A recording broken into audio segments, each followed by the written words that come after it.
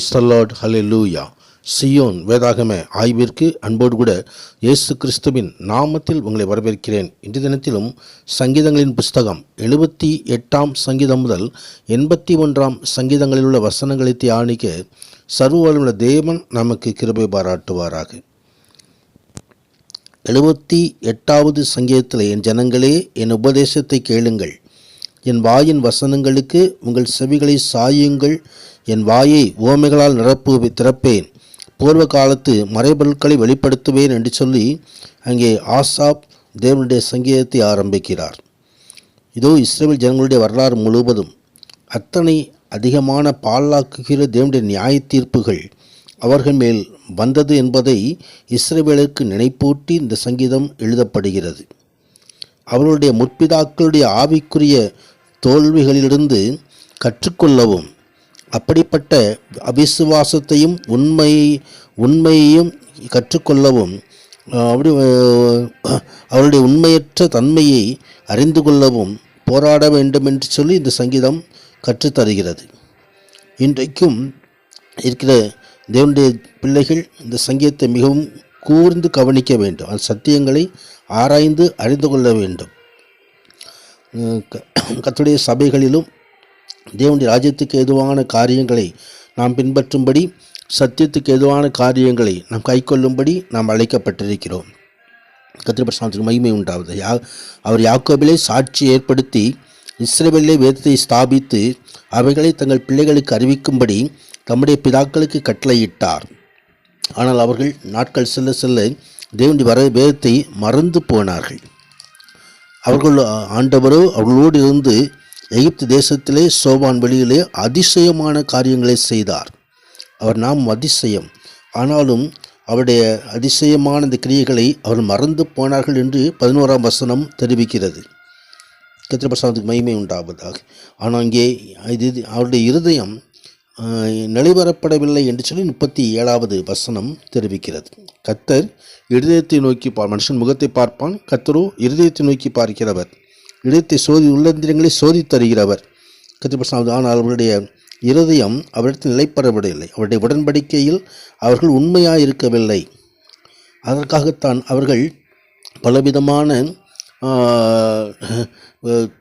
துன்பங்களை அனுபவிக்க தொடங்கினார்கள்.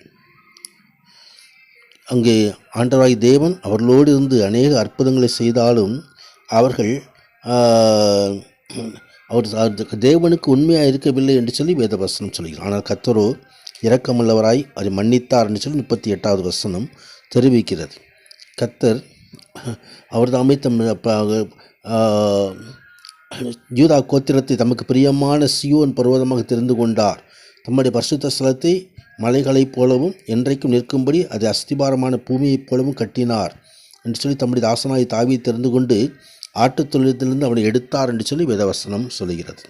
கர்த்தருடைய மகிமை உண்டாவது. தொடர்ந்து 79வது சங்கீதத்திலே இஸ்ரவேலுடைய விசுவாச மறுதலிப்புக்காக அவர்களை மன்னிக்கும்படி தேவனிடத்தில் சங்கீதக்காரர் மன்றாடுகிறார். மேலும் எருசலேமையும் தேவனுடைய ஆலயத்தையும் அழித்துவிட்ட புறஜாதியரை தண்டிக்கும்படியாகவும் அவனுடைய மன்றாட்டு அமைந்து விடுகிறது.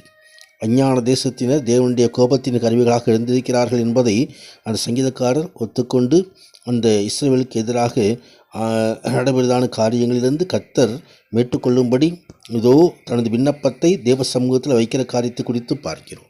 ஆம், மனம் திரும்புதல் அவசியமாயிருக்கிறது. கர்த்தருடைய மகிமை உண்டாவதா. தொடர்ந்து 80வது சங்கீதத்தில், இஸ்ரவேல் மேய்ப்பரே, யோசேப்பை ஆட்டு மந்தையை போல் நடத்துகிறவரே செவிகொடும், கேருபீன்கள் மத்தியில் வாசம் பண்ணுகிறவரே பிரகாசியும் என்று சொல்லி இந்த ஆசாப் இந்த சங்கீதத்தில் தேவனை நோக்கி மன்றாடிற காரியத்தை குறித்து பார்க்கிறோம். இது வேண்டுதலின் சங்கீதம். தேவ மக்கள் எழுப்புதலும் மீட்பும் பெற்று மீண்டும் முழு ஆசீர்வாதத்தோடும் தேவனுடைய அன்பையும் அவர்கள் அறிந்து கொள்ள வேண்டும் என்று சொல்லி தேவனுடைய சமூகத்திலே எடுக்கிற விண்ணப்பங்களை நாம் இங்கே பார்க்க முடியும். இதோ அவர்கள் கண்ணீரின் அப்பத்தை புசித்து அவர்கள் எல்லோரும் பரியாசத்துக்குட்பட்டார்கள். மிகுந்த தாழ்மையோடு மீண்டும் ஒருமுறை தேவன் தமது தயவை காண்பிக்கும்படி அவருடைய நாமத்தை நோக்கி கூப்பிடுகிற மீதியானவர்கள் மேல் தமது முகத்தை பிரகாசிக்கும் பண்ணும்படிக்கும் மறுபடியுமாக பரிந்து பேசி வேண்டுதல் செய்கிற காரியங்களை இந்த சங்கீதம் முழுவதும் நாம் பார்க்கிறோம். கர்த்தருடைய நாமத்துக்கு மகிமை உண்டாவதாக. ஆம், ஆண்டவர் தாமே பகைக்கிறவர்களுக்கு இச்சகம் பேசி அடங்குவார்கள்.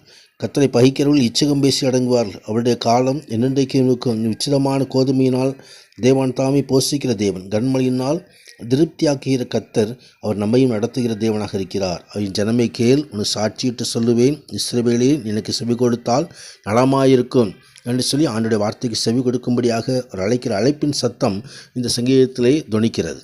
கர்த்தருக்கு மகிமை உண்டாவது. தொடர்ந்து 82வது சங்கீதத்திலே தேவ சபையிலே தேவன் எழுந்தருளி இருக்கிறார், தேவர்கள் நடுவிலே அவர் நியாயம் விசாரிக்கிறார் என்று சொல்லி அங்கே தேவர்கள் என்று சொல்லப்படுகிறதான காரியங்களை குறித்து அங்கு ஆண்டவர் சொல்கிற காரியத்தை குறித்து பார்க்கிறோம். வானலோகத்திலே தேவர்கள் என்று சொல்லப்படுகிற ஆவிகள் உண்டு. தங்களை தேவர்களாக காட்டிக்கொள்கிற ஆவிகள் உண்டு. தேவனுக்கு நிகராக காட்டுகள் உண்டு. ஆனாலும் அங்கே தேவ ஜனங்கள் கர்த்தரை அறிந்து கொள்ள வேண்டும். தேவனை எழுந்தருளும், பூமிக்கு நியாய தீர்ப்பு செய்யும், நீரே சகல ஜாதிகளையும் சுதந்திரமாக கொண்டிருப்பவர் என்று சொல்லி ஆசாப் தேவனுடைய சமூகத்திலே விண்ணப்பத்தை ஏறடிக்கிறதை இந்த சங்கீதத்திலே நாம் பார்க்கிறோம். கர்த்தருக்கு மகிமை உண்டாவதாக. ஆமாம், அவர்தாமே தன் பிள்ளைகளை நடத்துகிறார். ஏழைக்கும் திக்கற்ற பிள்ளைகளுக்கும் நியாயம் செய்து சிறுமைப்பட்டவனுக்கும் திக்கற்றவனுக்கும் நீதி செய்யுங்கள் என்று சொல்லி அழைக்கிற சத்தம்.